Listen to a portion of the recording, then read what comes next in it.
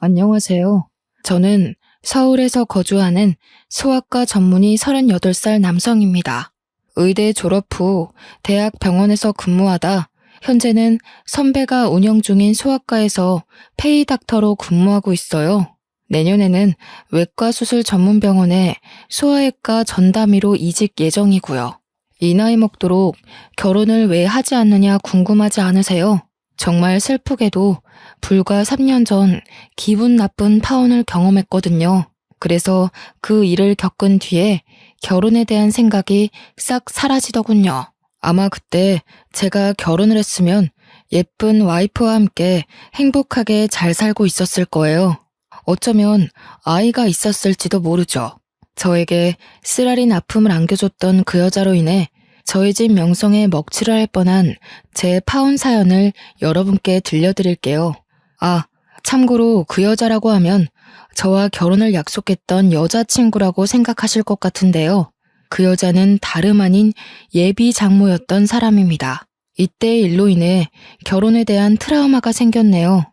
지금 제가 솔로 생활을 만끽하고 있는 이유기도 하고요. 그럼 사연 시작하겠습니다. 사연을 시작하기 전에 제 집안에 대해 먼저 말씀을 드리자면요. 저희 집안은 대대로 의사를 배출한 소위 말하는 사자 집안이에요. 병원과 재단을 설립하신 자랑스러운 할아버지, 아버지, 그리고 여동생까지 외과 전문의 과정을 수료해서 지금은 강남 한복판에 수술 전문 병원을 운영하고 있는데요. 어머니는 병원 행정일을 총괄하시면서 의료복지재단을 운영하고 계시고요.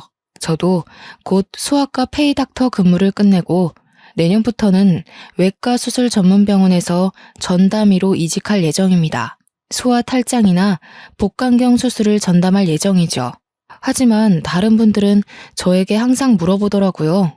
왜 할아버지 아버지가 있는 병원에서 같이 일하지 않아요? 그러면 편하게 근무할 수 있을 텐데요. 라며 꼭 질문을 하십니다.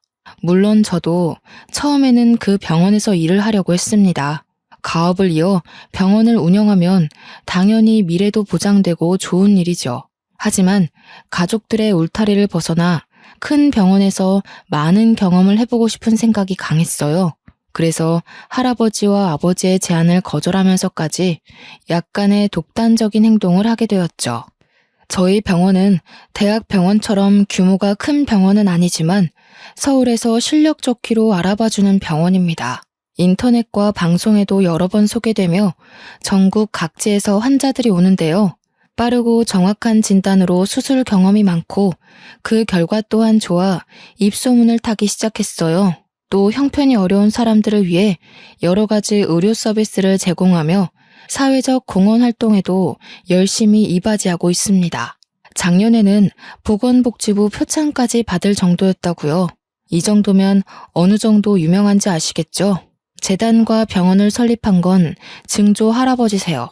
할아버지 말씀으로는 할아버지 아버지, 그 훨씬 이전부터 약방을 운영하셨다고 합니다.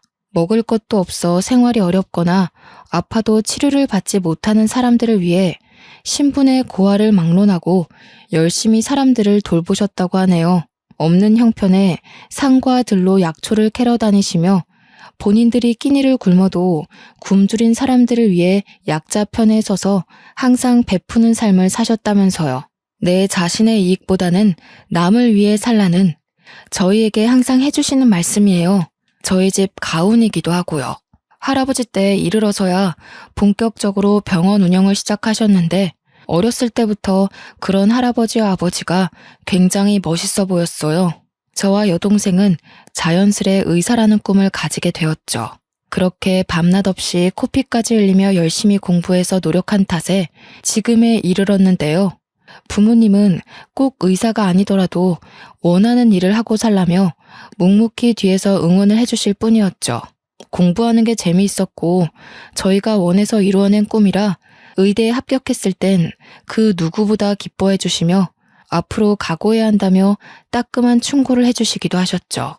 사람을 살리는 일이다 보니 지금까지 해왔던 공부와는 차원이 다를 거라면서요. 하루에 2시간 이상을 잡은 적이 없고 정말 그 누구보다 더 열심히 했습니다. 요즘에는 동창 모임을 하다 보면 주변에 결혼해서 초등학생 자녀를 둔 친구들이 대부분이더라고요. 조금 일찍 결혼한 친구들은 자녀가 중학생인 사람도 있고요. 나이도 곧 40을 바라보는 나이라 동창회에 가면 아직까지 결혼도 안 하고 뭐 하냐는 말을 매번 들었는데 요즘에는 그나마 듣지 않고 살고 있어요. 친구들이 제 눈치를 보고 있기 때문이었죠. 이제는 그만 좋은 사람 만나야 하지 않아? 주변에 좋은 사람이 있으니 소개시켜줄게, 말만 해. 라며 저에게 말을 해주곤 하지만 솔직히 그때 악몽이 되풀이될까봐 겁이 납니다. 섣불리 아무나 만나지도 못하겠거든요. 사실은요, 저는 불과 3년 전에 가슴 아픈 파혼을 경험했습니다. 남들처럼 평범하게 사랑해서 연애하고 결혼하고 행복하게 살고 싶었죠. 하지만 결혼은 남녀가 사랑한다고 해서 될 일이 아니더라고요. 헤어진 전 여자친구를 만나게 된 건 2년 정도 전이네요. 소아과를 개원한 선배를 3년 정도 도와주기로 해서 페이닥터로 근무를 시작한 지 얼마 되지 않았을 때였죠. 당시 선배가 운영하는 병원은 아파트 단지 상가에 위치해 있었는데요. 아파트 대단지 안에 있는 접근성 좋은 유일한 소아과여서 그런지 새로 생겼음에도 불구하고 오래된 병원처럼 늘 사람이 붐비는 곳이었죠. 소아과 특성상 상대하는 주 고객이 아기 엄마들과 할머니들인데요. 새로 개원한 병원인 탓에 청결함은 물론 진료를 잘 본다고 입소문을 타 방문객이 한참 많은 시기였습니다.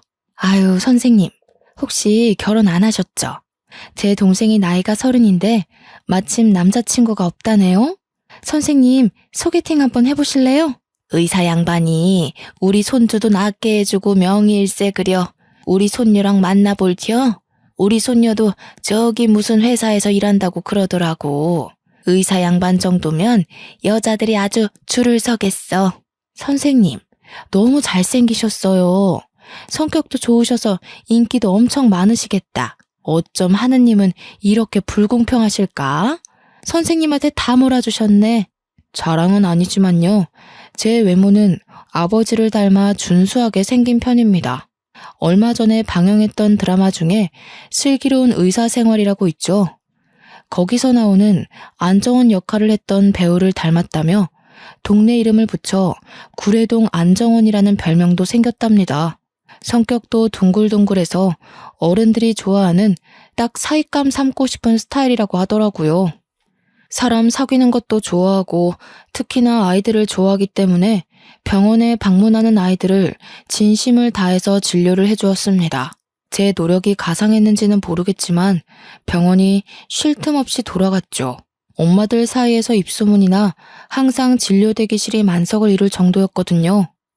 한 번은 개원한 지 얼마 되지 않아 처음 손녀를 데리고 오신 할머니가 계셨어요. 아들 부부가 손녀를 맡기고 여행을 갔는데 손녀가 감기 기운이 있는 것 같아 데리고 오셨다 했죠. 원래는 다른 병원에서 약을 처방받았는데 차도가 없어 병원이 새로 생겼길래 와보셨다면서요. 친절히 설명을 해드리며 아이의 진료를 해드렸습니다. 며칠 뒤 아이의 상태가 많이 호전됐다며 힘들 텐데 먹고 하라면서 병원으로 커피와 와플을 사다 주셨어요. 그 뒤로도 독감 주사, 예방접종 등 다른 병원을 가실 법도 한데 저희 병원으로 자주 방문하셨고요. 올 때마다 정성껏 진료를 받으렸고 가끔 한가할 때는 차 한 잔 내드리며 말동무도 해드렸습니다. 의사 양반, 매번 이 늙어 빠진 노인네 상대하느라 고생이 많아요. 아침에 손녀 유치원에 보내고 나면 늘 혼자 있는 시간이 쓸쓸해서 동네를 한 바퀴 돌곤 하는데 집에 들어가기 전에 마지막으로 들리는 곳이 병원이라오. 손녀가 있을 땐 핑계라도 대면서 왔지. 가끔 진료가 방해되면 어쩌나 하는 생각에 집으로 그냥 가기도 했다오. 아니에요, 할머니. 제가 사람을 얼마나 좋아하는데요. 왜 그냥 가셨어요? 물론 바쁘면 힘들 수는 있겠지만 언제든지 편하게 놀러 오세요. 식사를 대접해드릴 순 없어도 따뜻한 차 한 잔 내드릴 여유는 되니까요. 언제든 오세요. 젊은 사람이 말주변도 좋고 됨됨이가 아주 좋아 보이는구먼. 말이라도 고맙소. 내가 우리 딸한테 다음에 올 때 뭐라도 사가라고 전해야겠구만. 에이, 할머니, 그냥 오셔도 된다니까요. 더울 때, 추울 때 상관 마시고 언제든 오셔서 편히 쉬다 가세요. 저희 휴게실에 안마의자도 있잖아요. 편하게 오셔서 그거라도 하시고요. 그러던 어느 날 처음 보는 여자가 그 할머니의 손녀를 데리고 병원에 온 겁니다. 알고 보니 할머니의 며느리, 그러니까 그 아이의 엄마였어요. 안녕하세요. 주아 엄마예요. 어머니한테 말씀 많이 들었어요. 저희 주아 진료 잘 봐주시고 어머니한테도 그렇게 잘해주신다면서요? 늘 칭찬을 아끼지 않으셔서 어떤 분인지 엄청 궁금했지 뭐예요. 좋게 봐주시니 감사할 따름이죠. 저는 당연히 해야 할 일을 한 것뿐인데요. 저희 돌아가신 할머니 생각도 나고요. 어머니가 빈말하시는 분은 아니거든요. 어찌나 선생님 칭찬만 하시는지요. 우리 주아 이번에 검진 받으면서 얼굴 한번 뵙고 싶어서 제가 직접 찾아왔답니다. 그런데 선생님, 혹시 여자친구 있으세요? 간호사로 일하는 친구가 있는데 소개시켜드리고 싶어서요. 여자친구요? 갑자기 소개팅이라. 아이, 괜찮습니다. 아쉽지만 저는 연애를 해본 적이 별로 없네요. 좋은 사람 있으면 저야 좋죠. 하지만 지금은 아이들 진료하며 제 일하는 게 더 좋은 것 같네요. 말씀이라도 감사합니다. 초면에 뜬금없이 소개팅 이야기에서 많이 당황스러우신 건 알겠는데요. 제 친구 솔로인 게 아까울 정도로 너무 좋은 친구라서 그래요. 두 분 잘 어울리실 것 같은데 한 번만 만나보시는 건 어떠세요? 부담 없이 만나서 커피 한잔하며 생각해도 늦지 않아요. 뜬금없는 소개팅 소리에 저는 당황스러워 손사래를 치며 거절했죠. 정말 심성이 곱고 착한 친구라며 만나보고 판단하라면서 저를 몰아붙이는 게 아니겠어요? 솔직히 같은 의료 종사자라는 말에 관심이 갔습니다. 한 번쯤 만나보는 것도 좋을 것 같다는 생각도 들었고요. 뭐 어쩌겠습니까? 소개팅 하겠다고 승낙했죠. 목요일에는 제가 진료가 일찍 끝나는 날이라 그때 만나기로 약속을 잡았습니다. 며칠 뒤 소개팅 자리에 나갔는데 여자친구는 굉장히 차분하며 우아한 모습이었어요. 정말 단아하다는 말이 어울리는 모습이랄까요? 주변에서 빛이 난다 할 정도로 화사하고 밝은 인상이 참 예뻤습니다. 여자친구는 저보다 6살이 어렸고 성형외과에서 근무하는 간호사였습니다. 외모는 말할 것도 없이 백이의 천사라는 말이 어울릴 정도로 천사 그 자체였어요. 원래는 전라도 광주에 있는 대학병원에서 근무하다 몇 개월 전에 서울로 이직해 올라왔다더군요. 같은 분야 종사자라서 그런지 서로 대화도 잘 통했고 느낌이 좋았죠. 동글동글하고 큰 눈에 단아한 표정과 약간 웨이브진 긴 머리. 정말 백이의 천사라는 말이 무색할 정도의 누구나 좋아할 훈훈한 스타일이었어요. 간호사 직업 특성상 환자의 이야기를 잘 들어주어야 하는데 배려심 깊고 제가 하는 이야기에 집중하며 귀를 기울여주는 모습이 너무 예뻤어요. 저는 여자친구에게 강한 호감을 느끼게 되었죠. 저녁 식사 후 영화도 보고 커피도 마시며 시간 가는 줄 모르고 데이트를 즐겼습니다. 헤어짐이 아쉬웠던 저희는 번호 교환을 하게 되었고 몇 번의 만남 끝에 연인 사이로 발전하게 되었죠. 연애를 하는 동안 여자친구는 짠순이까지는 아니지만 소소하게 절약하는 습관을 가지고 있었습니다. 카페에 일회용 컵 대신 자신의 텀블러를 들고 다닌다던가 한두 정거장 정도는 걸어서 다닌다던가 300 조금 안 되는 자신의 월급을 알뜰하게 쪼개서 적금 생활비로 알뜰하게 나눠서 썼고요. 생활력이 강한 모습에 저는 한 번 더 반하게 되었죠. 1년 넘게 연애를 하다가 나이도 나이인지라 자연스레 결혼 이야기가 나왔습니다. 서로 간의 믿음도 확고했고 저 역시 여자친구면 결혼해서 행복하게 잘 살 수 있겠다 생각이 들었거든요. 제가 할아버지와 부모님께 결혼할 여자친구가 있다고 말씀을 드리니 어찌나 좋아하시던지요. 그렇게 여자친구 집에 먼저 인사를 가기로 했어요. 전에도 말했지? 나 어릴 때 아버지가 돌아가셔서 엄마 혼자서 우릴 키우셨어. 그래서 나도 일찍 돈을 벌고 싶었고 엄마도 안정적인 삶을 살길 바라셨지. 그래서 간호사라는 직업을 선택한 거야.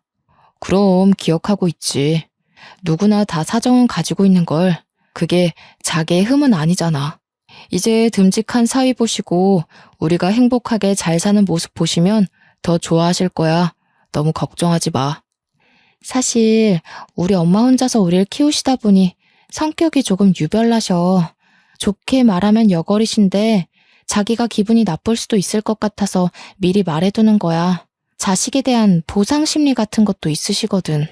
여자 혼자의 몸으로 자식을 둘이나 키우셨는데 그럴만도 하시지.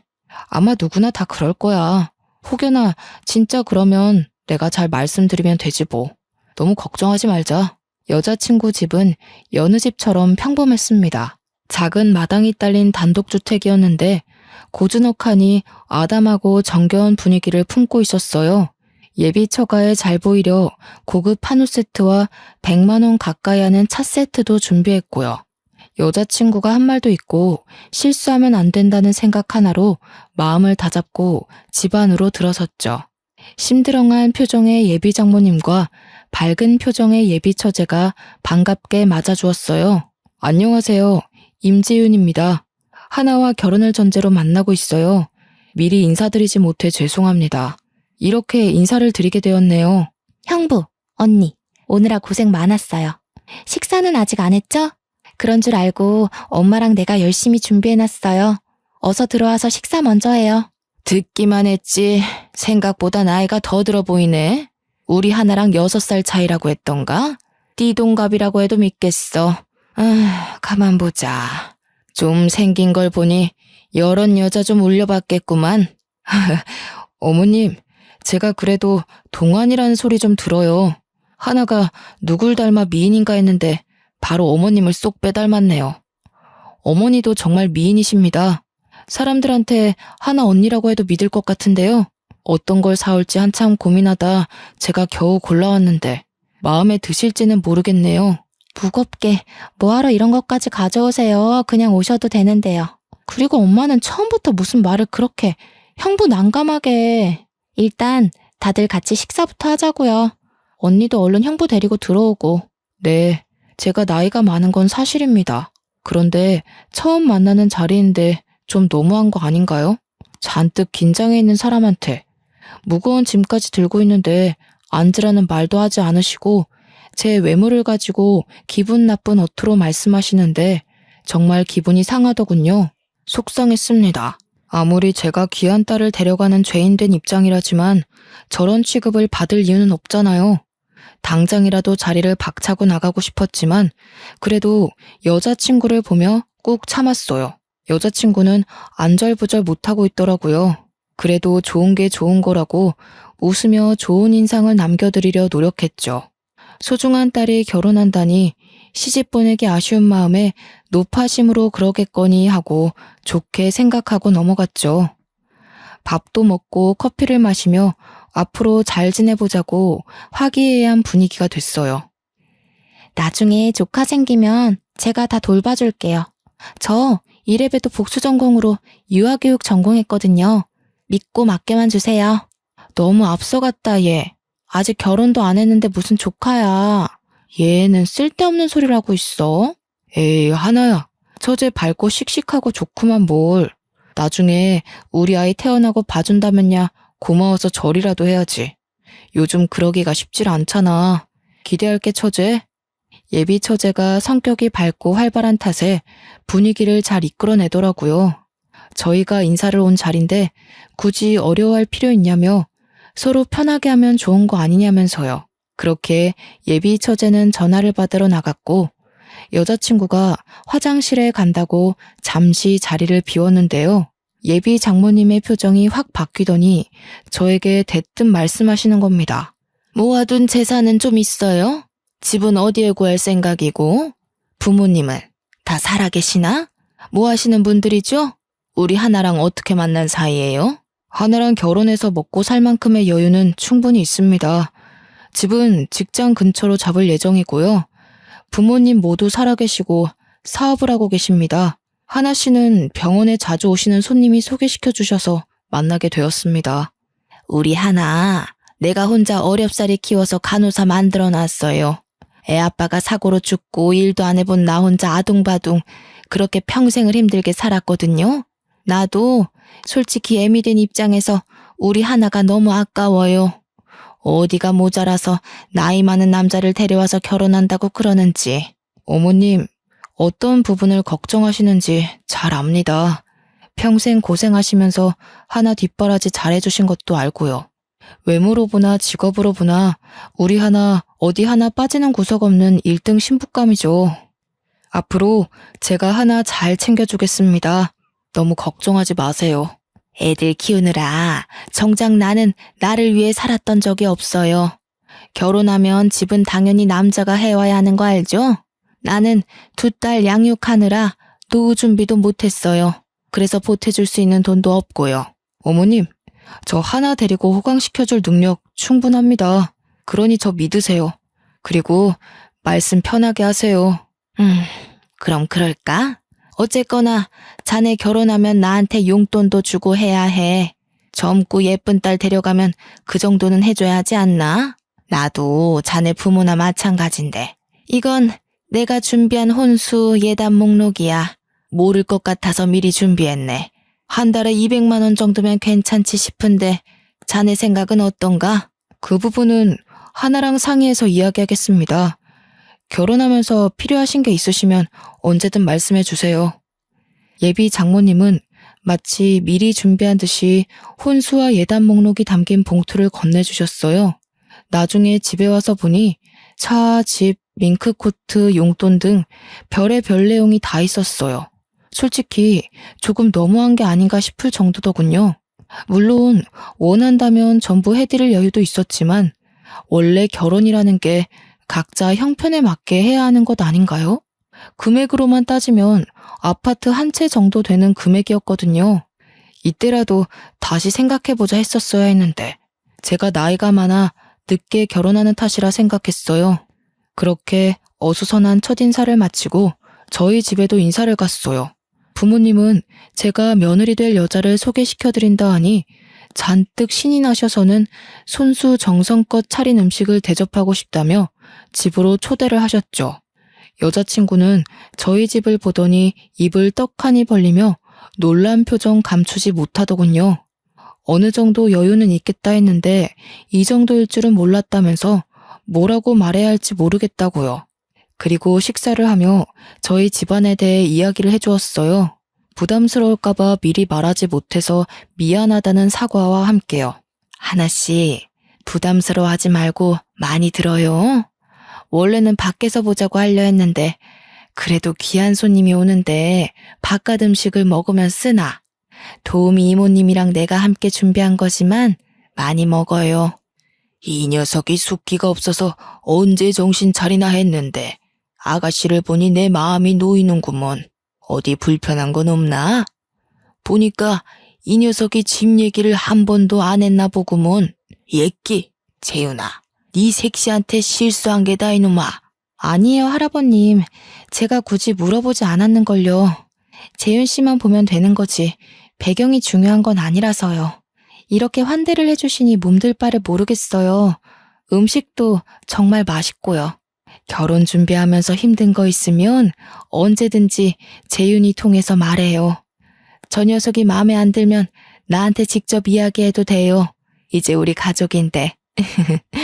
여자친구는 인사를 하는 동안 입을 다물지 못하며 당황스러운 듯한 모습을 보였어요. 티를 안 낸다고는 하지만 적잖이 당황한 모습을 제가 느낄 수 있었죠. 늦은 밤이 되어서야 첫인사를 마치고 여자친구를 집에 데려다주기 위해 나왔습니다. 여전히 여자친구는 조금 충격을 먹은 듯 했죠. 집으로 바래다주는 차 안에서 갑자기 흐느끼며 울기 시작하더라고요. 재윤 씨, 나 솔직히 내가 너무 초라해 보였어. 내가 너무 속물 같더라고. 자기에 비하면 한없이 부족한데 이런 나여도 결혼할 수 있겠어? 괜찮겠어? 아니, 왜 그런 거 가지고 울고 그래, 난감하게. 돈이 많고 적고가 뭐가 중요해. 내가 그깟 돈 따지면서 사람 만나는 걸로 보여? 나는 서로 좋아하고 진실된 마음 하나면 충분해. 그러니 울지 마. 예쁜 얼굴 못난이 된다. 그렇게 양가 집의 인사를 끝나고 본격적인 결혼 준비에 들어갈 무렵이었어요. 예비 장모가 저에게 따로 연락을 해서 만나자고 하는 겁니다. 마침 점심시간이기도 했고요. 식사 대접을 해드리고 커피를 마시며 웬일로 일은 힘들지 않냐는 둥 다정한 말투신 겁니다. 그러다 저에게 말을 안 했었다며 품위 유지비 명목으로 1억을 더 요구하는 게 아니겠어요? 건네준 혼수 예단 목록을 돈으로 환산하면 총 3억 정도 되는 금액입니다. 1억이 땅 파서 나오는 돈도 아니고 솔직히 듣자 하니 너무 짜증이 나더군요. 꾸민비, 생각해보니 내가 그런 걸 말을 안 했었네. 내가 말한 1억 정도만 따로 보태주었으면 하네. 가능하지? 나도 의사 사위를 둔 티를 좀 내야 하지 않겠어? 어머님, 이건 좀 경우가 아니지 않습니까? 아무리 제가 나이가 많고 하나같이 부족함 없는 사람을 아내로 맞이한다 한들 저한테 너무 과하게 바라시는 것 같으세요. 하나랑 조금 상의를 해봐야 할 것 같습니다. 저 진료가 아직 남아서요. 먼저 들어가 보겠습니다. 경우가 아니라니? 자네, 이 정도면 능력도 없으면서 우리 하나를 데려가려 했나? 솔직히 조금 실망이네. 아니면 나한테 주는 돈이 아까운 겐가? 사람 그렇게 야박하게 구는 거 아니야. 하나랑 상의해보고 말씀드릴게요. 제가 섣불리 어떻게 하겠다고 말씀은 못 드립니다. 너무하시다는 생각 안 드세요? 하나 통해서 연락 드릴 테니 그런 줄 아세요. 그날 퇴근 후 여자친구를 만나 예비 장모님에 대해 이야기했습니다. 하나야, 처음 인사 갔던 날 어머님이 나한테 예단 목록이라며 주신 것들이야. 그리고 오늘 점심시간에 날 찾아오셨더라고. 근데 꾸민비로 1억을 더 달라고 말씀하시는 거야. 물론 내가 해드릴 수 있어. 하지만 너랑 상의를 해봐야 할 것 같아서. 근데 하나 너는 이런 사실을 알고 있었어? 이게 다 뭐야? 정말 엄마가 이걸 줬다고? 이게 다 얼마야? 우리 엄마가 언제 이런 걸 다 모르고 있었나 보네. 물론 충분히 해드릴 순 있어. 그동안 힘들게 사셨고 하나밖에 없는 딸 시집 보내는데 이제는 좀 편하게 사셔야지. 근데 뭐든지 적정선이란 게 있는 거야. 요구하시는 게 과하다고 생각하지 않아? 나한테 계속 이런 식이면 우리 결혼은 다시 생각해봐야 할 것 같아. 미안해 재윤 씨. 알다시피 엄마가 나를 어렵게 키우셨잖아. 그래서 보답받고 싶은 심리가 강하셔. 그런데 이 정도일 줄은 몰랐어. 내가 엄마한테 잘 이야기해볼게. 결혼하지 않겠다는 말은 제발 하지 말아줘. 내가 우리 엄마한테 단돌이 잘할 테니까. 제발. 재윤 씨, 나 안 사랑해? 저는 아직 여자친구를 사랑하는 마음이 컸습니다.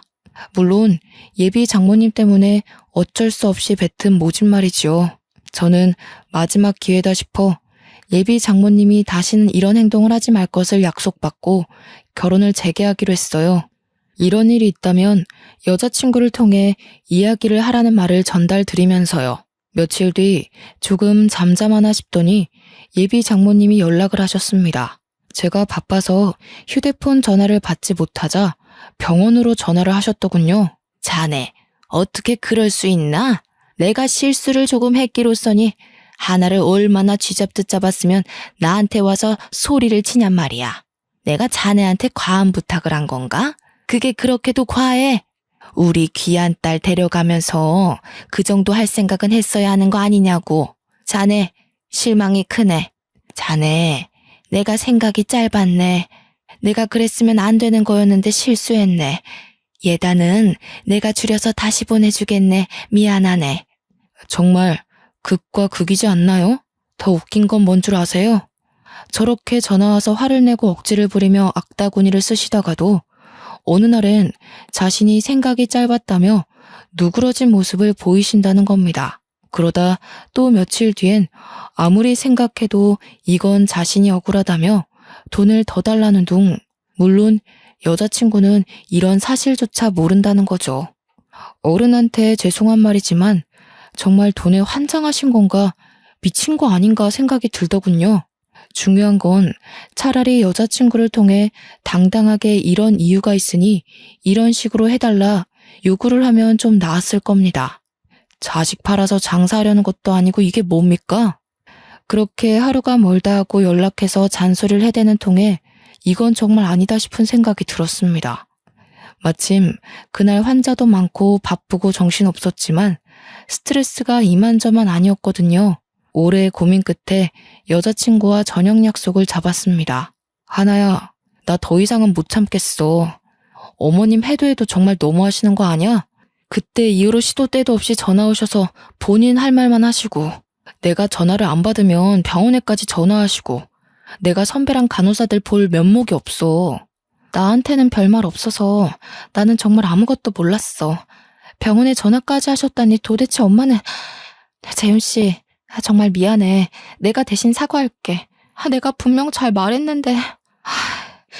내가 너한테 화낼 건 아니지만 도대체 이게 무슨 경우야? 한두 번도 아니고 이런 황당한 부탁까지 들어가면서 결혼할 수는 없어. 1억이 땅 파서 나오는 돈도 아니고 왜 그렇게 돈에 욕심을 내시는지 이해를 하려고 해봐도 납득이 안 가. 우리 이 결혼 진지하게 다시 생각해보자. 정말 미안해, 재윤 씨. 엄마한테 다시 확인해보고 이야기해볼게. 그렇게 2달 정도의 꽤 오랜 시간이 지났어요. 모처럼 휴일을 맞아 집에서 음악을 들으며 책을 읽고 있는데 여자친구에게 전화가 왔습니다. 힘도 없고 가라앉은 목소리로 할 말이 있으니 만나자 하더라고요. 저도 어느 정도 화가 누그러지고 대화가 필요한 시기인 것 같아 알겠다고 했죠. 오랜만에 본 여자친구는 많이 초췌하고 야윈 모습이었어요. 생기 있고 발랄하던 모습은 어디 가고 피곤에 찌든 모습과 얼굴에 그늘이 가득하더라고요. 재윤 씨, 그동안 잘 지냈어? 나 많이 초라하지. 예쁜 모습으로 기억돼야 하는데 그러질 못해서 미안해. 할 말이 있어서 보자고 했어. 그러면서 그동안 있었던 일을 모두 저에게 말해주었습니다. 2달 정도 되는 시간 동안 예비 장모님을 끊임없이 설득했다고요. 그런데 저한테 돈을 요구하는 게 씨알도 안 먹힐 것 같으니까 여자친구 몰래 결혼정보업체에 웃돈까지 건네가며 선자리를 알아보셨다는 거 아니겠어요?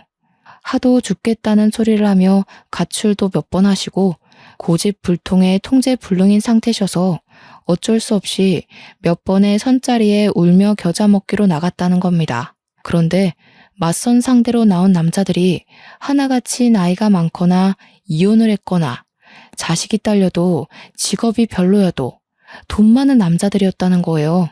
물론 자기를 어렵사리 키워준 엄마의 은혜는 어떠한 것으로 보답해도 모자라지만 그런 식으로 자기를 이용해 장사하려는 심부를 견딜 수 없었다고 하는 겁니다.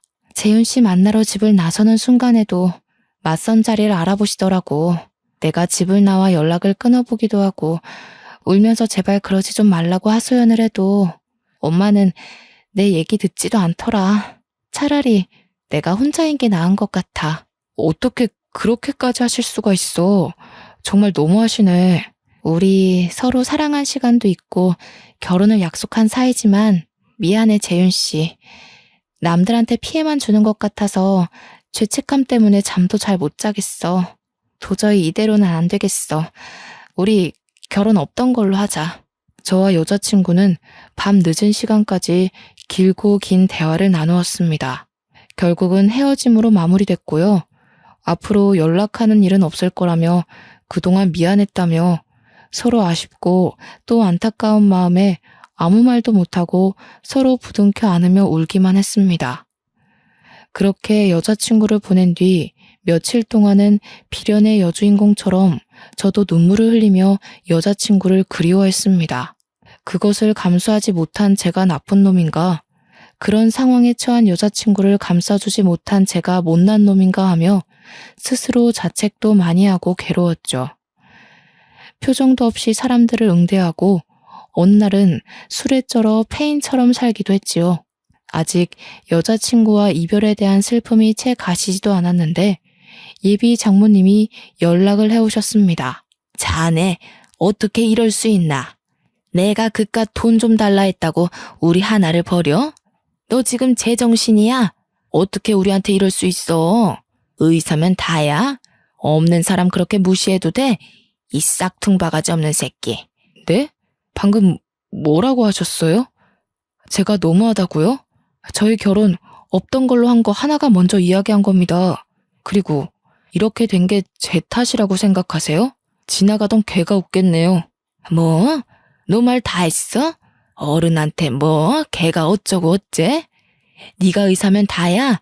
대단한 집안이면 다야? 내가 아주 망신을 한번 줘봐. 너 딱 기다리고 있어. 재수없는 놈 같으니라고. 아무 생각 없이 전화를 받지 말았어야 했습니다. 점심시간이어서 밖에서 선배와 함께 점심을 먹으며 이런저런 이야기도 하고 커피를 사들고 왔죠. 대기실에 팔짱을 끼며 잔뜩 화가 난 채로 앉아 계시더라고요. 설마 했는데 병원으로 직접 찾아오실 줄은 몰랐습니다. 김간, 커피 사왔어. 같이 먹자고. 대기 환자분들 많아? 오늘 예약 환자는 다 뭐 하시는 짓입니까? 너희 새끼 잘 만났다. 감히 어른을 기다리게 해? 너 때문에 우리 하나가 잘 다니던 병원도 그만두고 집에서 폐인처럼 지내는데 너는 이렇게 잘 먹고 잘 사는구나, 이 나쁜 놈. 애미애비도 없는 천하의 못된 놈. 이거 놓으시고 말씀하세요. 이게 도대체 무슨 경우 없는 행동입니까? 하나 보기 부끄럽지도 않으세요? 여기 병원입니다. 이거 놓으시라고요. 저를 보더니 그대로 달려들어 머리채를 잡으시는 겁니다. 저는 당황해서 대응도 못하고 왜 그러냐고 소리만 칠 뿐이었어요. 옆에 있던 선배와 간호사 선생님들이 어머니를 말리기 바빴고요. 들고 있던 커피도 놓쳐 바닥에 쏟아졌고 손님들도 있던 터라 병원은 순식간에 아수라장이 됐습니다. 간호사들이 붙어서 예비 장모를 겨우 떼어놓으니 분에 못 이겼는지 의자며 소품이며 손에 집히는 건 다 집어던지면서 난동을 피우시더라고요. 도대체 왜 이러시는 겁니까? 제가 말씀드렸죠. 저희 헤어진 거 제 탓 아니라고요. 저희 결혼 준비하는 동안에 맞선 자리까지 알아보셨던데 제가 모를 거라 생각했어요. 그리고 3억, 1억이 네 집 개 이름입니까? 곱게 키운 내 딸 데려가라면 그 정도는 당연한 거 아니야? 내가 내 딸 키워서 좋은 곳에 시집 보내겠다는데 그게 뭔 상관이야? 너만 아니었어도 우리 딸 더 좋은 곳에 시집 가고 나도 딸 덕 보면서 잘 살 수 있었어. 네가 다 망쳐놓은 거야. 이 괘씸한 자식. 뭐라고요? 저기요. 초면인데 방금 내 아들한테 뭐라 했어요? 3억은 또 무슨 얘기고. 보아하니 하나 엄마 되는 사람 같은데 당신 이러는 거 하나가 알아요? 그리고 너 이 사람한테 맞았니? 당신은 또 누군데 와서 시비야? 갈 길 가시지. 별시답지 않은 것까지 들러붙어서 잡치고 있어. 당신은 상관없으면 꺼져. 나 재윤이 애미 되는 사람입니다. 근처에 볼 일이 있어서 왔다가 들렀는데 지금 당신 내 아들 쳤어요? 병원 꼴이 이게 다 뭐야? 당신 미쳤어? 정말 총체적 난국이었습니다.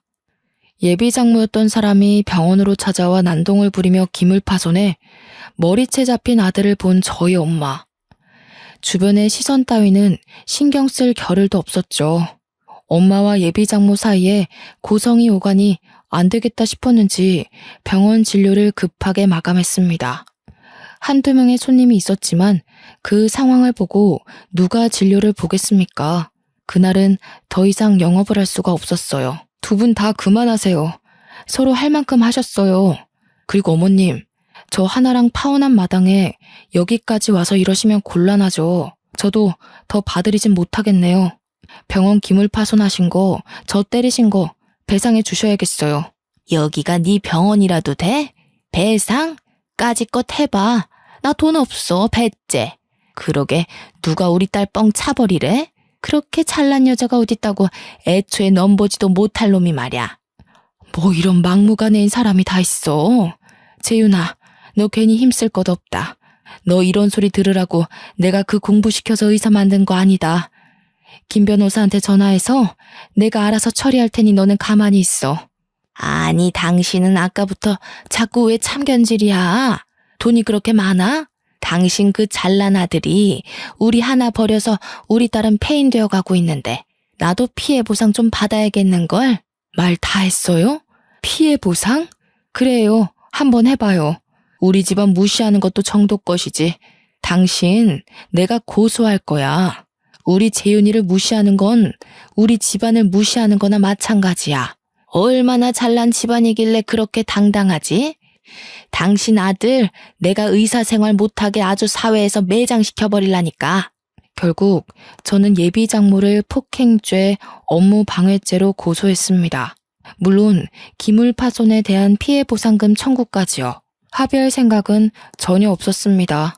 고소를 진행하면서 그제서야 예비 장모님은 저희 집안에 대해 알게 되셨고 매일같이 연락을 해 잘못했다며 고소를 취하해달라고 사정을 하더라고요.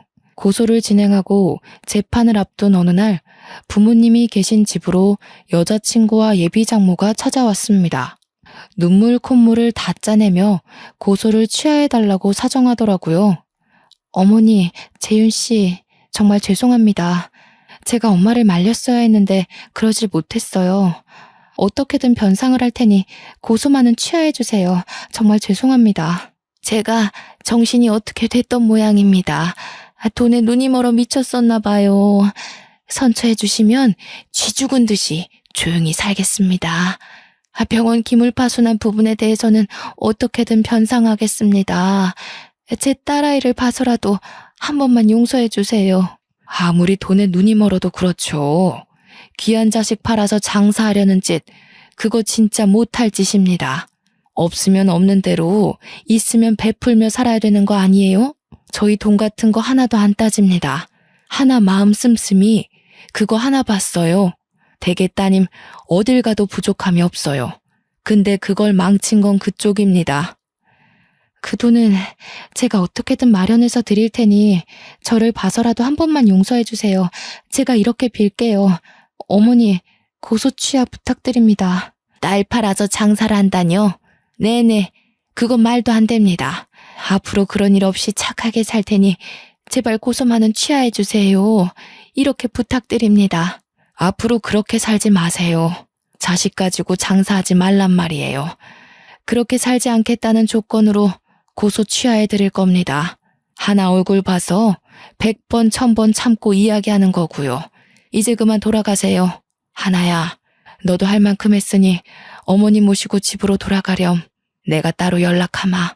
정말 감사합니다, 어머니. 뭐라고 드릴 말씀이 없네요. 이 은혜 평생 잊지 않겠습니다. 정말 죄송하고 감사합니다. 잘못을 한 건 예비 장모님인데 왜 여자친구가 사죄를 해야 하는지 이해가 가질 않았어요. 그런 모습을 보며 저와 엄마는 마음이 아플 뿐이었죠. 사정을 하는 여자친구의 모습을 본 엄마와 저는 마음이 약해졌습니다. 당연히 예비 장모님을 생각하면 고소를 취할 생각은 전혀 없었지만요. 하지만 그냥은 넘어갈 수 없었기에 3천만 원의 합의금을 받고 고소를 취하해 주었습니다.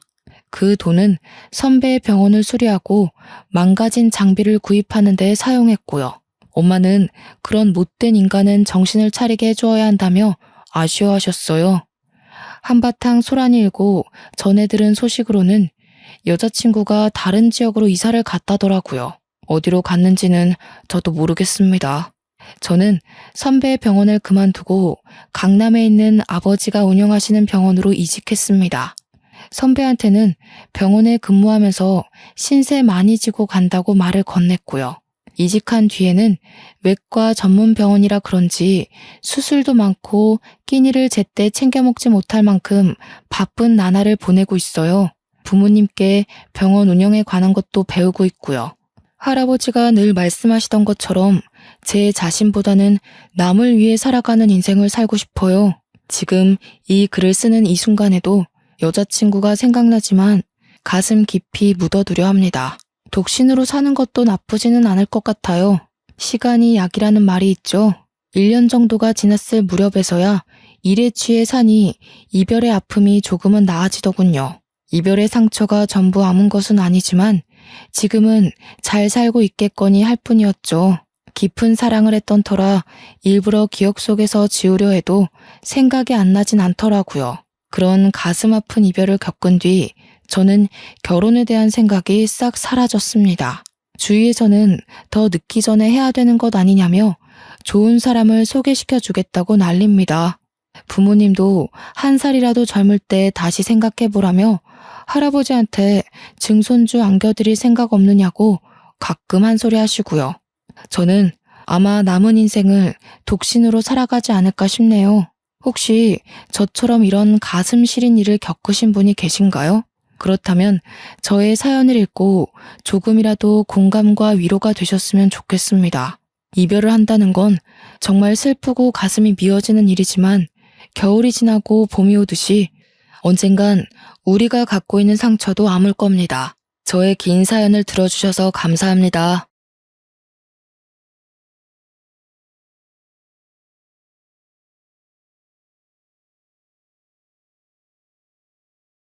안녕하세요. 저는 살아온 인생 반 이상을 제주도에 살다가 결혼하면서 서울로 상경한 기혼 여성입니다. 우리는 우스갯소리로 벼락 맞을 확률보다 복권 1등할 확률이 더 희박하다라고 얘기하곤 하잖아요. 저는 원래 복권에 관심이 있는 편은 아니었지만 복권 1등이 된다면 확실히 세상이 달라질 것 같긴 합니다. 그렇다고 제가 복권 당첨되었다는 얘기는 아니고요. 사실상 복권 1등보다 더한 기쁨을 얻게 되어 이 글을 쓰게 되었습니다. 기쁨을 얻기까지 과정이 무난했던 건 아닙니다. 가슴 아픈 감동 스토리가 있던 것도 아니고요. 오히려 소가리를 많이 했고 매사에 사람과 대립하며 줄타기 하듯 살아왔습니다. 그런데도 느닷없는 인연 때문에 기상천외한 일이 생겼다는 거예요. 주위 사람들은 저더러 좋은 마음을 갖고 살아서 복받은 거라고 하는데 저는 아직도 제게 주어진 것들에 어안이 벙벙하기만 합니다. 세상에 이런 일이 또 있을까 싶어요. 제가 작가는 아니라서 이 소설 같은 이야기를 책으로 낼 수는 없고 이렇게 사연을 알게 되어 찾아왔습니다. 글 실력이 부족할 테지만 양해 바라며 들어주셔요. 인사말에 소개했다시피 저는 제주도 아가씨입니다. 제주도에서 태어나 학창 시절을 모두 제주도에서 보냈죠. 대학을 가진 않았습니다. 제주도에도 대학이 있지만 별로 필요성을 못 느꼈거든요. 제게 주어진 일이 있었기 때문이었을지도 모르겠네요. 저는 20살이 되자마자 서울로 시집간 언니의 부름에 서울을 왕복하며 지냈습니다. 처음 서울을 방문했을 땐 솔직히 볼거리가 많아 재밌었어요. 그런데 그것도 계속 보니까 질리더라고요. 서울이 싫다는 게 아니라 제가 탁 트인 곳을 좋아하기 때문이었습니다. 그래서 저는 결혼을 한다면 언니처럼 서울 남자가 아닌 같은 고향의 제주도 남자와 결혼하려고 했어요. 그런 제가 서울 남자와 결혼을 하게 될 줄 누가 알겠습니까? 남편과 제가 처음 만난 곳은 기내에서였습니다. 서울로 볼일을 보고 제주도로 돌아가는 비행기에서 남편을 처음 만나게 되었는데 당시 남편이 제 옆자리에 있었어요. 먼저 말을 걸어본 건 저였습니다. 남편이 제주도 지리가 그려진 팜플렛을 들고 있길래 고향 짬밥으로 오지랖 좀 피웠던 거죠. 제주도 관광 가시나 봐요? 서귀포 갈치도 맛있는데 저기 에어랩 쪽 갈치가 진짜 장난 아니에요. 방송도 타졌어요. 절대 후회 안 하실 거니까 갈치 먹을 거면 에어랩 가세요. 아, 제 소개가 늦었네요. 제가 제주 토박이에요. 아, 그래요? 마침 잘 됐네요. 제가 제주도는 처음 가보는 거라서요. 혼자 여행을 하기에 어디가 좋을까 찾아보는데 사람들이 제주도 많이 추천해 주더라고요. 에어릅?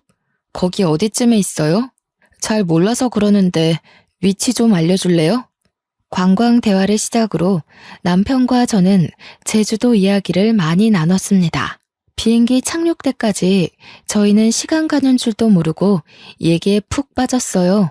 저는 고등학교 졸업 후 서울과 제주도 왕복을 자주 했기에 사투리가 제법 물러진 편이었습니다. 남편이 제주도 사람들이 자주 쓰는 사투리가 뭐냐면서 묻길래 그런 것도 알려주고 배우기도 했는데 저도 나름 재밌더라고요. 매번 서울에서 제주까지 왕복하는 게 지루하기만 했던 제가 그날만큼은 눈 깜짝할 새 제주도에 도착한 게 놀라울 따름이었죠. 그리고 착륙해서 그대로 작별 인사를 하는데 거기서 남편이 제게 연락처를 물어봤어요. 그렇게 만난 것도 인연인데 앞으로 연락하며 친하게 지내고 싶다고 하더라고요. 저도 남편과 제법 잘 통한다고 생각했기 때문에 흔쾌히 수락했는데 그게 연인으로 이어질지 몰랐습니다. 서울 남자였던 남편은 제 번호를 따간 지 12시간도 안 돼서 연락이 왔었고 그날 홀로 여행을 간 거라서 자기가 지리를 잘 모르겠다고 저더러 놀아달라 그랬어요. 그렇게 빠른 시일 내에 가까워진 우리는 남편의 고백으로 서울 돌아가는 날이 될 때 연인이 된 겁니다. 주로 남편이 저를 보러 주말마다 제주도로 날아오는 편이었어요. 제가 서울을 갈 때는 남편이 일을 하고 있는 데다가 또 제가 외박은 할 수가 없었기에 만나기 어려웠습니다. 제가 서울을 자주 방문했던 건 친언니가 형부랑 같이 서울에서 오메기떡이 주재료인 카페를 하고 있었기 때문입니다. 친언니가 당시 임신을 하고 있었는데 애 낳으면 일에서 손을 놓을 거라고 했고 형부는 다른 사업을 시작할 거라면서 저더러 나중에 그 카페를 물려받으라고 인수인계 해주는 상황이었어요. 그러나 당장 카페에서 매일 일할 수 없었던 이유는 아직 제주도에서 친정 부모의 일을 도와줘야 하기 때문이었습니다. 아빠는 고기잡이 어부였고 엄마가 제주에서 오메기떡 장사를 했는데 저는 언니 카페에 물려받은 거라 굳이 공부를 안 했고 그 전까지만 엄마와 아빠의 일을 번갈아 가면서 도왔습니다. 언니의 오메기떡 카페는 엄마한테 배운 비법으로 서울 가서 장사하는 거였죠. 어쨌든 그렇게 남편이 주말에 제주도로 오면 하룻밤 자고 올라가고 그랬습니다. 친정 부모님이 보수적이기 때문에 제가 외박을 할 수 없어서 밤늦게까지만 같이 놀다가 남편은 모텔에서 숙박하고 저는 집에서 자는 데이트를 이어갔어요. 그러길 반복하다 보니 남편이 저더러 하루 종일 같이 있고 싶다고 저랑 있으면 생기가 돋고 즐겁다면서 결혼하자고 하는 겁니다. 당시 제 나이가 32살이긴 했지만 그때의 삶에 만족했기에 결혼에 대해선 생각도 해본 적 없었습니다. 원래 청혼은 이렇게 당황스러운 건가 싶었지만 저도 남편을 너무 좋아했기 때문에 깊게 고민하지 않고 결혼을 약속하게 되었죠. 결혼의 시작은 합가였습니다. 제가 모은 돈이 적기도 했고 시모 말이 제가 살림을 할 줄 모르니까 합가부터 시작을 하라고 하더라고요. 남편은 저한테 결정권을 줬기에 제 대답이 곧 답이었는데 저는 시모의 제안을 수락했습니다. 남편에게 더 좋은 아내가 되고 싶어서 시모한테 살림을 배워야겠다고 생각했거든요. 시부는 워낙 바쁜 사람이라 항상 새벽 일찍 나가고 저녁 늦게 들어온 사람이었는데요. 사업장의 오너라고 했으니까 어쩌면 당연한 거였어요. 그래서 시부는 제가 거의 얼굴 마주할 일이 별로 없었습니다. 거의 일주일에 3번 볼까 말까 했어요. 결혼식 때 말고는 인사도 제대로 나눠본 적이 없어서 효도하고 싶어도 기회가 전혀 없었어요. 남편은 시부를 너무 신경 안 써도 된다고 하더라고요. 원래 바쁜 사람이라서 누가 챙겨주는 것도 아마 부담스러워 할 거라고 말이죠. 그때부터 저는 시부의 안부를 굳이 궁금해하지 않았습니다. 저는 시집을 가면서부터 친정 일을 못하게 된 대신 친언니 카페로 매일 출근을 할 수 있는 여건이 되었는데요. 이제부터 출근을 하겠다고 시모에게 미리 알렸더니 시모가 그것을 못마땅해 하더군요. 그걸 꼭 지금 다녀야 되겠니? 그리 급한 것도 아닌 것 같은데 결혼 생활에 적응하고 나면 다녀도 되는 거 아니냐? 언니 출산 일이 얼마 안 남아서요. 저희 사정도 좀 급한 상황이에요. 제주도 살 때는 거리 때문에 자주 못 다니고 있었거든요. 여기서는 그리 멀지 않아서 빨리 배울 수 있을 것 같더라고요. 그럼 내가 제대로 살림도 못 가르치겠네. 너희 분가하려면 살림을 빨리 배우는 게 좋을 텐데. 섬에서 올라왔으니 모르는 게 많을 거 아니야. 서울집이랑 섬집은 많이 다르다. 예, 네가 제주도에서 어떤 집에 살았는지 모르겠는데 서울 아파트는 그런 데랑 차원이 달라서 배워야 할 게 수두룩해. 언제 다 배워서 네 남편 챙기려고 그러니? 제가 서울 집을 안 가봤겠습니까? 저희 친언니 부부네 집이 서울입니다. 대화를 좀 하다가 알게 된 거지만 시모는 제가 제주도 섬에서 올라온 처녀라는 것에서 수준 차이 난다고 생각하고 있었어요. 아무리 꼬질꼬질하게 있어도 서울 사람은 귀티가 나고 아무리 치장을 해도 섬 사람은 빈티가 난다는 생각이더라고요. 그건 조금만 대화를 해봐도 느껴지는 부분이었습니다. 당연히 불쾌했죠. 그러나 시모가 제게 직접적으로 욕하는 것도 아니었고 은근히 무시하는 경향으로만 툭툭 던졌던지라 제가 대놓고 시모 말에 불쾌함을 드러내기가 애매했어요. 그나마 할 수 있었던 건 시모 말에 무조건 굽히고 들어가지 않는 걸로 대신 불편했던 감정을 풀어냈습니다. 예를 들면 제가 카페에 출근하는 걸 막으려는 시모의 제안을 뻔뻔하게 거절했고 시모가 빙빙 둘러서 자기 원하는 대답을 유도하려 할 때 그걸 시종일관 눈치 없는 척 하는 것 정도였습니다. 그럴 때면 시모가 저를 답답해하면서 한 번씩 자기 분에 못 이겨 저를 포기해버리고 말았어요. 그 덕에 다행히 언니 카페에서 출근을 매일 할 수 있었습니다. 남편에게는 시동생이 하나 있는데요. 시동생이 이 시댁에서 좀 남다른 존재더라고요. 남편과 달리 우수인재 축에 속해서 진작에 유학생활을 하고 있었다고 하더군요. 남편은 공부머리가 뛰어나지 않아서 시부가 유학 제안을 했었지만 바로 거절했다고 했고요. 그래서 시댁은 다른 집과 다르게 희한하게도 장남보다 차남이 우대받는 입장이었습니다.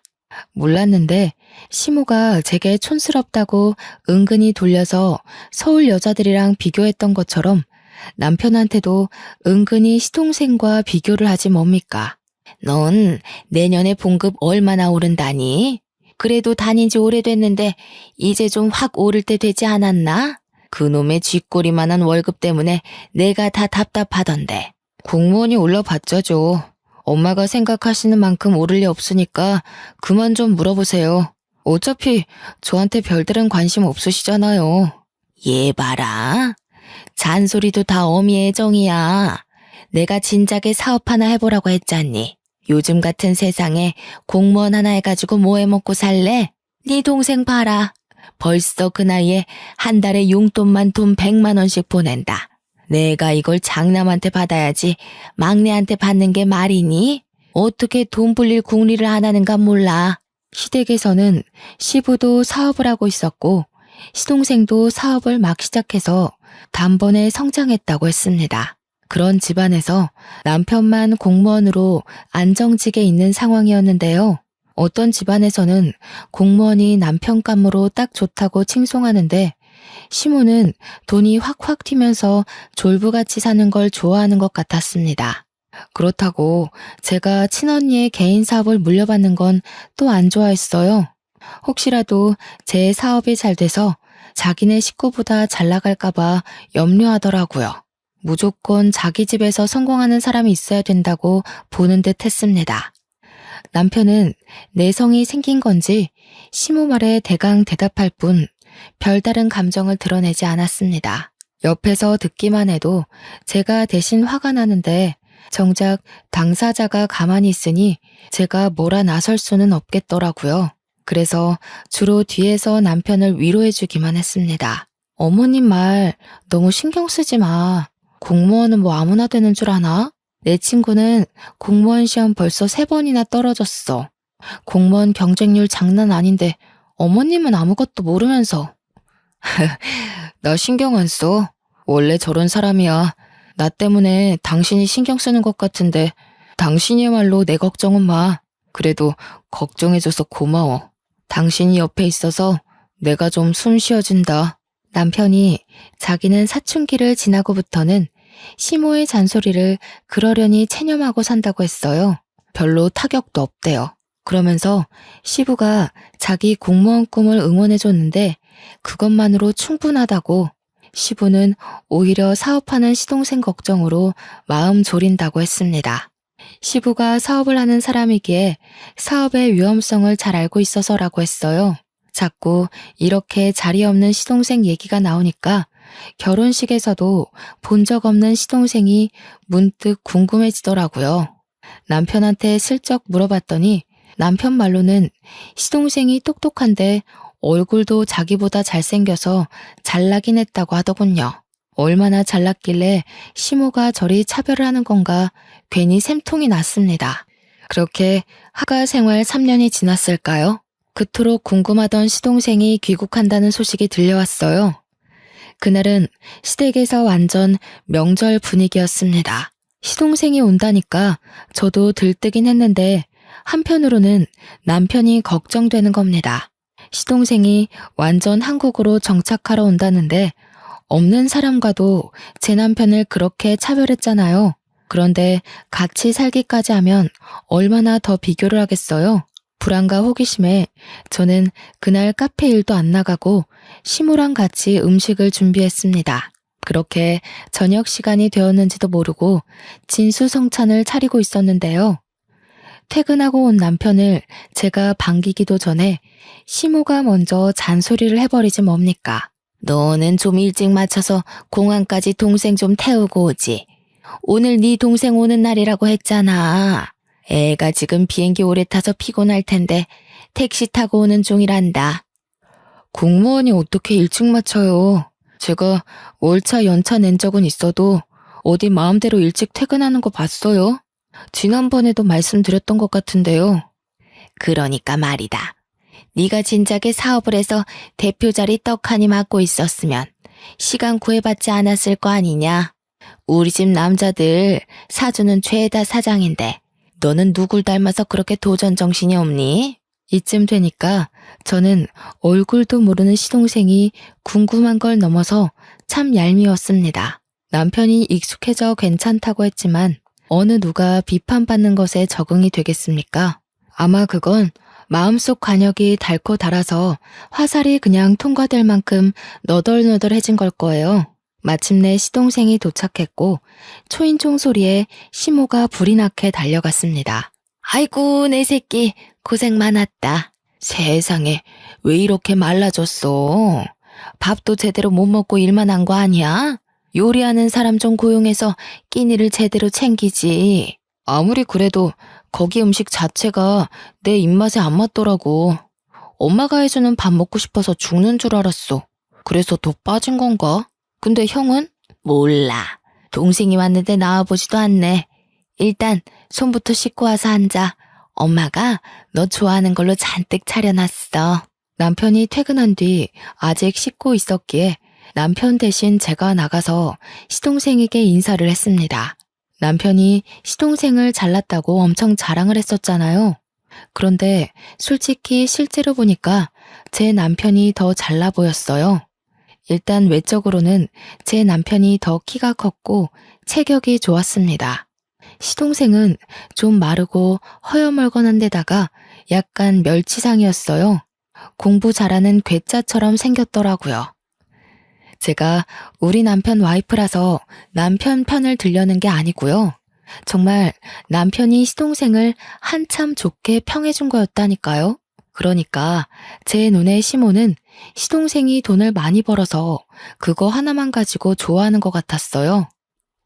형수님, 형한테 얘기 들었습니다. 듣던 대로 인상이 부드러우시네요. 형이 얼마나 형수님 자랑을 하던지. 저도 형수님처럼 좋은 여자 만나서 결혼하고 싶어요.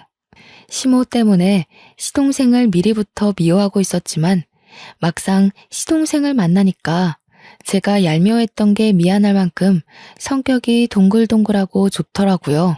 그 순간 누구한테도 해보지 않을 불평이었는데도 시동생을 욕했던 제 자신이 부끄러웠습니다. 시동생이 이렇게 살가워서 남편이 시모가 시동생을 편애해도 그리 칭찬하고 감쌌나 봅니다. 그렇다는 말은 시댁에서 남편을 싫어하는 사람은 시모뿐이라는 거잖아요. 왜 그럴까 곰곰이 생각하게 되다 보니 문득 남편과 시동생이 안 닮았다는 걸 알게 되었습니다. 실례인 걸 알지만 저도 모르게 그걸 식사 자리에서 말해버렸더니 분위기가 싸해진 거 아니겠습니까?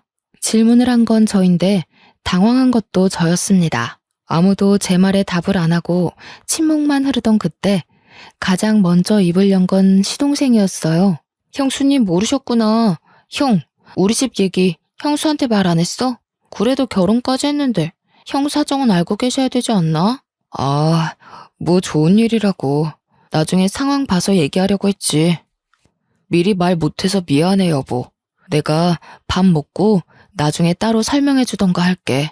남편은 그 뒤로 몇 숟가락 뜨지도 않았는데 자리에서 일어나 버렸습니다. 제가 따라서 일어나려 했는데 시동생이 제게 말을 걸더라고요. 남편이 나중에 말해주겠다던 개인 사정 이야기였어요. 듣자 하니 시부가 시모와 결혼 생활을 하는 동안 다른 상간녀를 만나 가진 아이가 남편이라 하더라고요. 그럼에도 시모가 남편을 자식으로 받아들인 건 그 당시 시모는 난임 판정을 받았기 때문이었고, 비록 남의 애지만 시부를 무척 사랑했기에 용서하고 남편을 자기 자식으로 인정했다고 했습니다. 그러다 몇 년 뒤 기적처럼 시험관에 성공해 태어난 사람이 바로 시동생이었다고 했어요. 전혀 몰랐던 복잡한 가정사에 저는 남편에게 실수했다는 걸 자각했습니다. 시동생이랑 시모에게 양해를 구하고 얼른 자리에서 일어나 방으로 갔어요.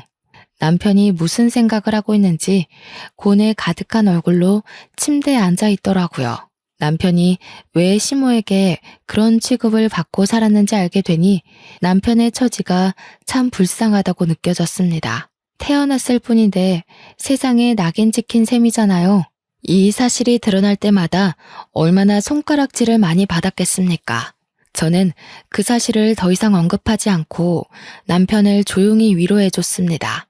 남편은 거실에서 자기 얘기하는 게 들렸는지 저더러 미리 말 못해서 미안하다고 하더라고요. 이혼하자고 해도 자기 잘못이니까 받아들이겠다고도 했어요. 당신이 나한테 실수를 한 것도 아닌데 우리가 왜 이혼을 해? 당신 나한테 한 번도 실망시킨 적 없고 남편 노릇 못한 적도 없고 속상하게 한 적도 없었어. 내가 보기엔 적어도 어머님보다는 진이 좋은 사람 같아. 제 위로에 남편이 웃음을 흘렸습니다. 저를 안아주면서 고맙다고 역시 저랑 결혼하길 잘했다고 하더군요. 결혼 전이나 후나 자기를 웃게 하는 사람은 저밖에 없다면서요. 남편과 저는 저희 나름대로 스스로 마음을 보호하면서 지냈는데요. 무슨 중고등학생 양아치 놀이도 아니고 시모뿐만 아니라 시동생까지 문제가 있더라고요. 그동안 멀리 떨어져 있어 몰랐을 뿐 시동생 또한 남편을 은근히 무시하는 경향이 있었습니다. 둥글둥글한 성격으로 보였던 건 사업을 하는 사람이었기 때문에 습관적으로 비즈니스 태도가 배어 있었기 때문이었어요. 한 두세 달 지내다 보니까 완전히 보이더라고요. 아주 자기 엄마랑 똑 닮아선 제 남편에게 형 거리면서 뻔뻔한 요구를 다 하더라니까요. 형, 이번에 아빠 생신 선물 차 한 대 바꿔드릴까 하는데 돈 좀 보탤 수 있겠어? 나 혼자 해도 괜찮지만 그래도 형제니까 같이 하는 게 좋을 것 같아서. 벌써 아빠 생신이구나. 같이 하면 좋긴 하겠네. 내가 시간이 안 돼서 따로 같이 사러 가주진 못할 것 같다. 얼마 정도 하는데? 아동 비용도 내가 댈게. 우리 사이에 이동 비용은 무슨? 어차피 나 아는 사람 차센터에 가서 살 거라서 1억 5천인데 내가 8천 할 테니까 형이 7천만 보태줘. 시동생은 부탁은 다 저런 식이었습니다. 갖가지 그럴싸한 이유를 들먹이며 남편의 주머니를 털려고 했어요. 그럴 때마다 남편은 할 수 있는 선에선 보탬이 되었지만 저렇게 몇 천이나 보태어야 하는 일엔 매번 고개 숙이며 미안하다고 하는 게 사과하기 일쑤였습니다. 그러면 시동생은 자기 작전에 성공했다는 듯 으쓱거리면서 남편의 사정을 몰랐던 척했어요. 아, 깜빡했다. 형 공무원이지. 요즘 주변에서 억소리 나는 사업주들만 만나다 보니까 형 공무원이라는 걸 생각 못했네. 미안해. 이런 식으로 아주 거만하기 짝이 없게 남편을 놀려주고 떠나더라고요. 시모처럼 대놓고 구박하는 것도 아니고 남편 생각하는 척하면서 교묘하게 사람 속을 뒤집어 놓는 거 아니겠어요? 남편 말로는 시동생이 큰돈 만지는 사람이다 보니까 진짜 자신의 주머니의 사정을 깜빡해서 그러는 거라고 생각했는데 제 눈에는 아무리 봐도 시동생의 괘씸한 고의로 보였습니다.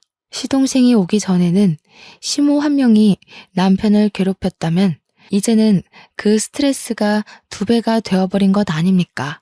남편은 제가 끼니를 잘 챙겨주고 따로 건강 영양제까지 챙기는데도 갈수록 기운이 빠지고 수척해졌습니다. 이게 다 시모랑 시동생 때문이라고 생각했어요.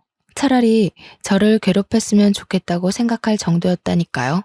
남편 없을 때는 제게 고나리질하지만 남편이 있기만 하면 시모와 시동생의 목표물은 남편으로 돌아섭니다. 제가 뒤에서 남편에게 위로하고 챙기는 것도 한계가 있었어요. 남편에게 제가 별다른 힘이 되어주지 못하는 것 같자 저는 남편에게 우리 그만 분가를 해보는 게 어떻겠냐고 제안했습니다. 우리 대출 받아서 분가하자. 같이 모으고 있던 돈까지 합치면 작은 집 정도는 구할 수 있잖아. 당신 이렇게 기운 없어지는 거 못 보겠어. 이대로면 나 당신 말도 안 듣고 어머님이랑 도련님한테 싸움 걸지도 몰라. 저는 제주살이를 하면서 어릴 때부터 아빠와 엄마의 직장을 놀이터처럼 놀러 다녔다 보니 진상인 사람들을 익숙하게 봤습니다. 그때마다 제가 부모님 지키겠다고 7살 어린 나이에 어른에게 주먹질을 하고 그랬어요. 그래서 부모님께도 많이 혼이 났었어요. 혹시라도 제가 다른 데 가서 사고를 칠까봐 걱정해서였겠죠. 오랜만에 진상인 사람들 만나니까 과거에 들끓던 에너지가 올라오는지 저는 정말 시모랑 시동생과 다툼을 일으킬 것 같았어요. 남편을 위한 것도 있지만 제가 살기 위해서라도 분가를 하고 싶었습니다. 남편은 생각해보겠다고 하더니 하루 뒤에 바로 긍정적인 답변을 주었어요. 그 뒤론 망설이지 않았습니다. 하루라도 빨리 시모와 시동생을 남편과 떼어놓고 싶어서 저녁 식사 자리에서 얘기를 했어요.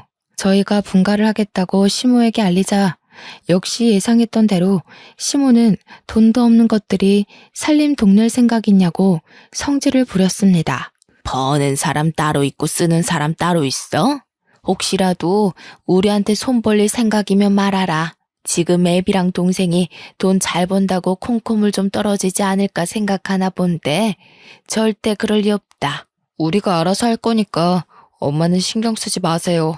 손 벌릴 생각 없으니 분가할게요.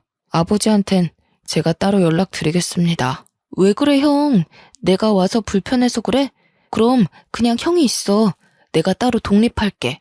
형 돈도 없으면서 왜 굳이 바보 같은 짓을 해? 이럴 때면 진짜 나이 거꾸로 먹는 것 같다. 바보? 시동생의 섬나는 발언에 저는 남편의 아내로서 더 이상 듣고만 있을 수 없었습니다. 그래서 저도 모르게 제주살이 하면서 억세졌던 성격이 불쑥 튀어나와 버렸지요. 다들 돈 하나름 쥐어줘 보거나 그런 말씀들 하세요. 맨손에 맨입으로 돈 없네 마네. 남의 주머니 사정 놀리지 마시고요. 그렇게 돈이 많으면 좀 뿌려보시든가요. 그래야 우워하면서 입 벌리고 부러워하기라도 하죠. 맨날 말로만 떵떵거리지 큰 돈 만진다는 게 진짠지 아닌지 알 수가 있나? 뭐라고요? 형수님, 무슨 말씀을 그렇게 하세요? 아무리 섬 구석에서 덜 배우고 컸다지만 저도 엄연히 시댁 사람입니다. 말 가려주세요. 공무원이라고 무시하는 요즘 세상에 시댁 사람, 친정 사람이 어딨대요? 지금은 명절도 안 챙기고 다들 여행 가기 바쁜 시대예요. 시댁 사람은 무슨? 어머, 얘가 오늘따라 왜 이러니? 너 약 먹었어? 그게 무슨 말버릇이야? 세상에 어느 며느리가 너처럼 어른 앞에서 입을 함부로 놀린다니? 어머님도 그러시는 거 아니에요. 어머님 친구 없으시죠? 제가 볼 땐 사람들이 어머님이랑 대화 조금 해도 다 떨어져 나갈 것 같은데. 그래서 더 돈으로 치장하고 사람들 마음 사려는 거죠? 시모는 제 말에 뒷목을 잡으면서 벌떡 일어났습니다. 제 얼굴로 올려는 손을 남편한테 붙잡히는 바람에 화만 버럭 냈어요. 그날은 제가 시댁을 들어오고 시댁에서 처음으로 대판 말다툼이 벌어진 날이었습니다. 제가 굽히지 않으니 상황은 극에 달하기까지 했는데요. 급기야 시동생이 시부한테 연락해서 시부까지 일을 중단하고 시댁으로 찾아오는 사태가 벌어졌어요. 저희가 얼마나 시끄럽게 싸움을 하고 있었으면 시부가 들어오는 소리를 못 들었지 뭡니까. 시부가 고함을 치는 바람에 저희 다툼이 무 자르듯 뚝 끊겨버렸습니다. 하필 제가 건방지게 막 소리를 지르고 있던 때라 저만 순식간에 죄인이 된 기분이었어요. 그리고 태세 전환 빠르게 들어간 시모는 주저앉으며 눈물을 터뜨렸고, 시동생은 지 엄마를 달래줌으로써 저는 더 악질 며느리처럼 보이게 되었죠. 시부를 오랜만에 얼굴 마주하는 건데 이 꼴을 보여버렸으니 면목이 없어 고개를 숙였습니다. 동네 창피하지도 않아? 도대체 뭐야? 뭔데 일하는 사람까지 불러서 싸움 구경하게 해? 어디서 나이값 못하고 개싸움을 하고 있냐고? 그때 시동생이 시부를 불렀기에 시동생이 먼저 발언권을 가졌는데요. 아빠, 형수가 나더러 큰돈 만지는 거 구라 아니냐고 거짓말쟁이로 만들더라고. 아빠가 나 사업자금 대줬잖아. 그래서 내가 그거 아빠한테 다 갚았잖아. 증언 좀 해줘. 시부에게 혼나게 생겼다고 각오를 하고 있던 그 순간 시부가 시동생의 싸다구를 훅 날리는 거 아니겠어요? 찰진 소리에 모두가 깜짝 놀래서 숨을 죽였고 시모도 우는 척을 관두고 얼른 일어나 시동생을 살폈습니다. 절딱선이 없는 것.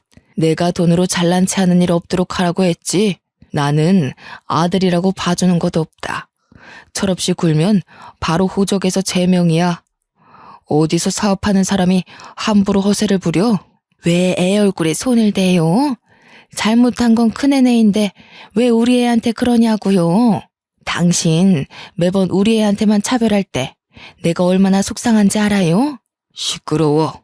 다른 사람 변명 다 필요 없다. 도대체 이게 무슨 난리인지 며느리가 얘기해보거라. 며느리 얘기 끝날 때까지 누구라도 입 열기만 해봐. 바로 쫓아낼 테니까.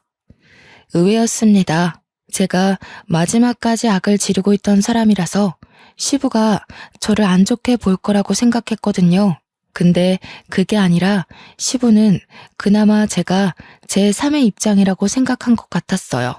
그래서 저는 지체 없이 토시 하나 빠뜨리지 않고 있었던 모든 대화들을 말씀드렸습니다. 제가 대학만 안 갔지 기억력 하나는 끝내줬거든요. 그래서 친언니한테 인수인계 받을 때도 기억력이 톡톡히 성과를 내주는 덕에 친언니가 저를 더 믿고 가르치는 거였습니다. 시부가 조용히 하라고 했는데도 제 발언에 반박하려는 시모를 시부가 시선으로 제압했어요. 그러면서 시부가 우리더러 자금을 대줄 테니 분가라는 놀라운 제안을 해줬습니다. 저희를 진작에 분가시킬 생각이었는데 자기 일이 바빴던지라 깜빡했다고 하더라고요. 시모는 그 소리에 배가 아팠는지 날고 기면서 돈 아깝게 왜 우리 돈으로 쟤네 분가를 시키냐고 시부에게 호소했습니다. 당신이 쟤네 속셈은 몰라서 그래요. 우리가 괜히 이러는 줄 알아요?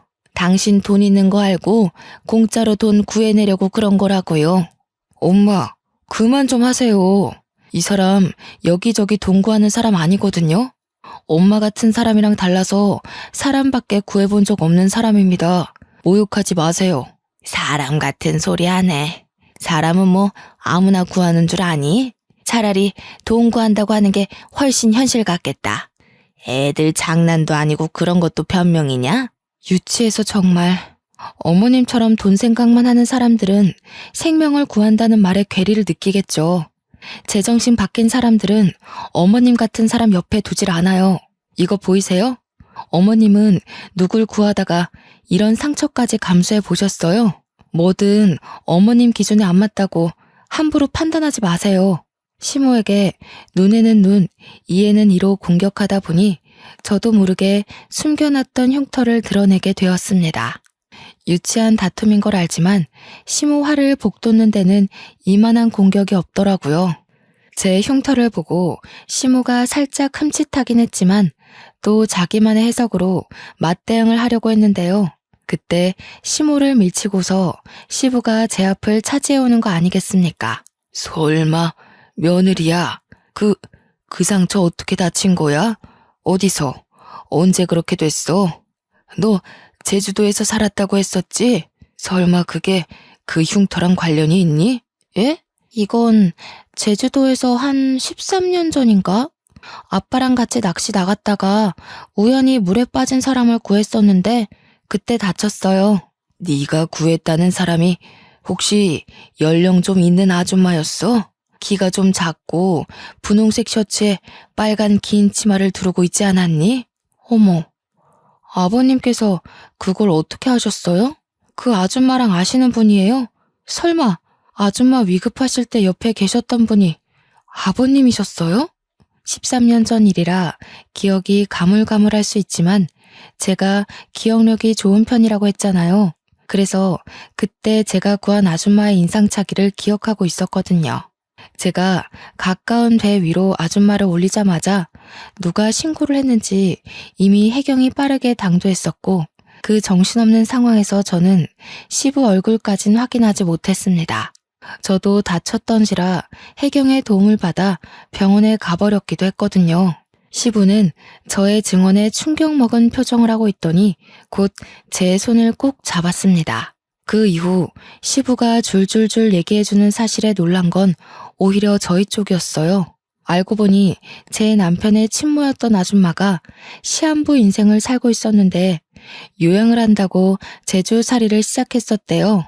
바다가 보고 싶다는 아줌마 말에 시부는 배까지 빌려서 아줌마와 같이 바람을 쐬었는데 시부가 잠시 자리를 비운 사이 배가 흔들렸고 그 바람에 아줌마가 바다에 빠졌다고 하는 겁니다. 우연히 거길 지나갔던 사람이 바로 저와 아빠였던 거예요. 아빠랑 배낚시를 하고 있던 저는 당시 고등학생이었는데 제가 먼저 그 상황을 먼저 목격했거든요. 그래서 물에 빠진 아줌마를 보자마자 망설임 없이 뛰어들었어요. 그런데 아줌마를 건져 올리는 과정에서 바위에 세게 부딪히는 바람에 다리에 커다란 생채기를 내고 말았죠. 피가 뚝뚝 떨어지는 와중에도 저는 사람을 구하느라 정신이 없었고 뒤늦게 달려온 아빠가 제 다리를 살폈습니다.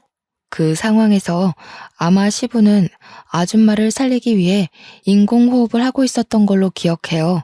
정신이 없던 와중에도 시부는 제 다리에 난 상처를 유심히 보았나 봅니다. 시간이 흘렀는데도 상처를 보고 단번에 기억을 떠올리다니. 그 당시 제가 아줌마를 살렸지만 원래 아줌마는 시한부였기 때문에 4달 후 사망했다고 합니다. 그러면서 아줌마가 죽기 전에 자기를 살렸던 저를 꼭 만나고자 했다고 방방곡곡 찾으려고 했다는 거였죠. 그런데 저를 찾기란 쉽지가 않았고 아줌마는 결국 저를 만나보지 못하고 세상을 떴답니다. 충격적인 과거를 읊어주면서 시부는 눈물까지 흘렸습니다. 내가 너를 얼마나 찾았는데 이렇게 바로 옆에 있는 줄도 몰랐구나. 내가 지질이도 바보였다. 며느리로 둔 지 수년째인데 이 사실을 이제 알다니. 저는 시부와 그 아줌마가 관계 있다는 사실에 놀란 것도 있지만 제가 시동생한테 들었던 내용과는 이야기가 달라서 혼란스러운 것도 있었습니다. 그러니까 시부의 상간녀 스토리는 제대로 알고 보니 시모가 전부 거짓말로 지어낸 스토리였어요. 원래는 시부가 시모가 아닌 아줌마랑 먼저 혼인한 사이였는데 이미 몸이 안 좋은 채로 결혼을 강행했던지라 아줌마는 일부러 시부와 혼인신고는 하지 않았다고 했고 아이를 낳고서 더 악화된 건강 때문에 제주도를 가게 되었다고 합니다. 그리고 제주살이 한 지 한 달 만에 그 사고를 당해 아줌마의 컨디션은 급속도로 저조했다고 해요. 자기의 죽음을 예감한 아줌마는 시부한테 빌게 된 소원이 하나 있었는데 그게 바로 시부의 재혼이라고 했답니다. 시부와 아줌마는 서로 많이 사랑하는 사이여서 아줌마가 시부 혼자 남겨진 걸 가장 걱정했대요. 그래서 꼭 재혼을 했으면 좋겠다고 했다지 뭡니까. 시부가 서류상에는 첫 결혼으로 보이겠지만 사실상 시모와 재혼을 했던 거였습니다.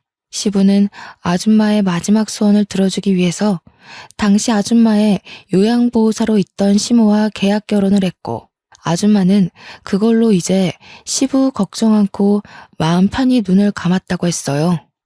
이 사실은 남편도 처음 듣는 것 같았습니다. 한 여고생이 물에 빠진 자기 친모를 살렸다는 얘기를 시부한테 들은 적 있었던 남편은 그게 저라는 사실에 그저 벙쪄 있었더라고요. 그리고 다른 의미로 시모랑 시동생도 충격을 먹은 채 입을 다물고 있었어요. 그러니까 결과적으로 지금 제게 시모인 저 사람이 아줌마의 요양보호사라는 거잖아요. 대단한 사모님인 척 하던 저 아줌마가 원래는 우리 남편처럼 월급쟁이였다는 거 아닙니까? 어이없어서 웃음이 나왔는데 이런 뒷이야기는 시동생도 처음 알았나 봅니다. 자기 출생 비밀과 출신이 생각보다 형편없다고 생각했는지 자기 엄마한테 분노를 느끼고 있었어요. 사실상 손가락질 받아야 할 사람이 우리 남편 쪽이 아니라 자신 쪽이라는 사실을 자각한 것 같더라고요. 시동생은 시모한테 불같이 화내면서 따지고 있었습니다. 그러거나 말거나 저랑 시부와 남편은 시모 쪽과는 다른 세상에 있었어요. 아무래도 먼저 간 정원 엄마가 너를 알고 며느리로 들인 게 아닌가 싶어. 어떻게 이런 인연이 다 있을 수 있니?